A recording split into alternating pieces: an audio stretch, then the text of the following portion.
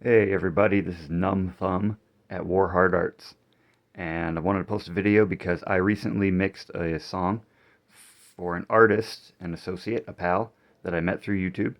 His name is Matty Two Hats. Matty Two Hats from down under, from Australia, mate.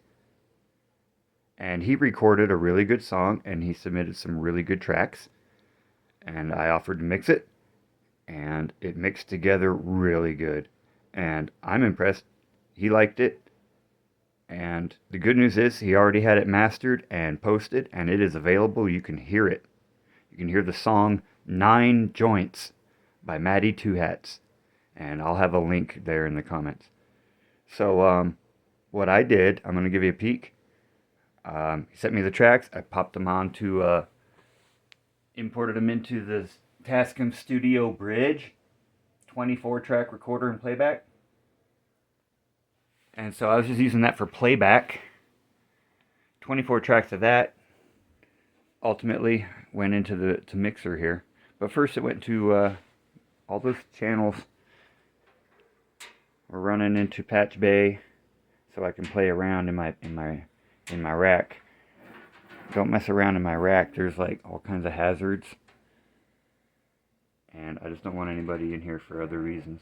Because I'm trying to make sense of all these wires and jack holes.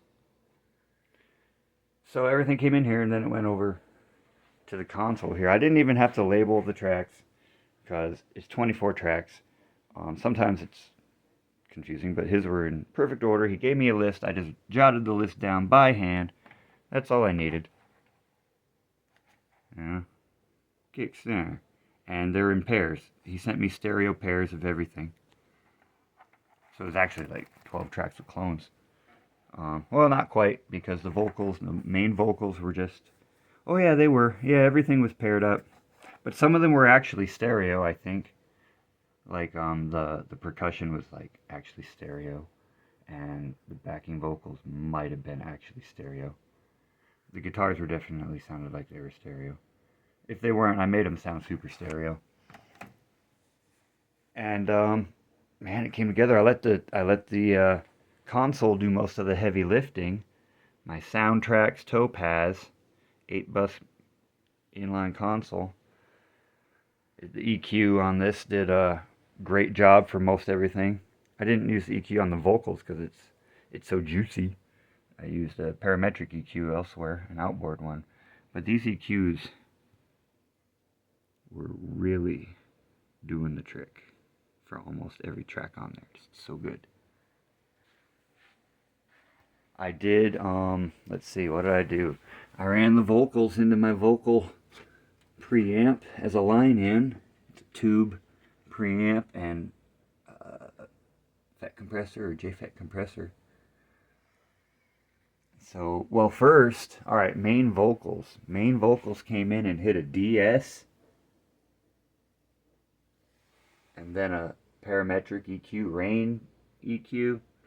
They had a little honky frequency somewhere in the vocals, and I chopped that out and restored whatever clarity was being de-essed, and then ran it through the compressor and then into the board, and it sounded great. Especially once I found the right reverb, really gelled and gave the song the right vibe I was hunting for. And I wrote that manually, the send on the vocals and the lead guitar part, so that they would kind of sound like they were coming from a space. What else did I do? I ran the bass guitar. I ran the low bass guitar into this compressor, which was sidechained to the kick, so that only the lows, the sub bass, the boom, would duck ever so briefly and slightly when the kick drum would kick. And then the other bass channel didn't have as much low. I cranked some of the mid-range on it and just blended them. That's the great thing. He sent me stereo. In most cases, these are dual mono tracks. So again, with the kick drum, here's the EQ on the kick drum. I had one of them, the lows turned down a bit, and the highs turned up. So that was my click. That was my pat of the kick drum. And then the one over here, the bass is turned up. And that was the boom. And they're already in phase, and it's staying analog, so they stayed right in phase. The only thing that was digital in this is added reverb, which is fine because it's a timing effect and it's later. It's blended in.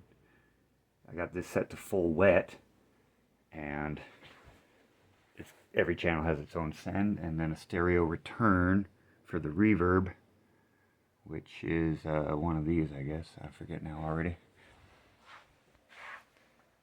And then I was using my drummer as a bus compressor, which is not my, I'm going to get a different bus compressor sometime, but man, it worked good. It worked better than I was going to. First, I was mixing without it, and I was going to use this for other things, like probably guitars or those bass tracks or something. I was like, let's put this on the bus, because I tried it once before on some other material. I was like, hey, that sounds good.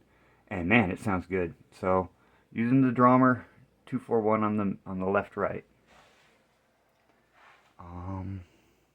I didn't need to use any noise reduction. I have these noise reducers. I didn't need that. He sent me good tracks.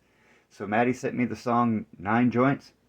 I mixed it down, used some of my gear, and the final print, I just went ahead and printed the left right out of the board into 2 channels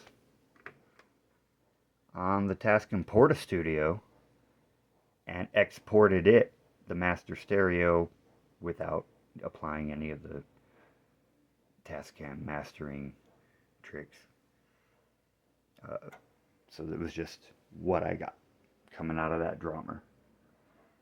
And it's really good. Check the link. It's available. Listen to the song 9 Joints. Listen to the whole album mixed by other people. Most of it recorded there at Matty's studio. Matty Two Hats in Australia, mate. I'm Numb Thumb in America at Warhard Arts.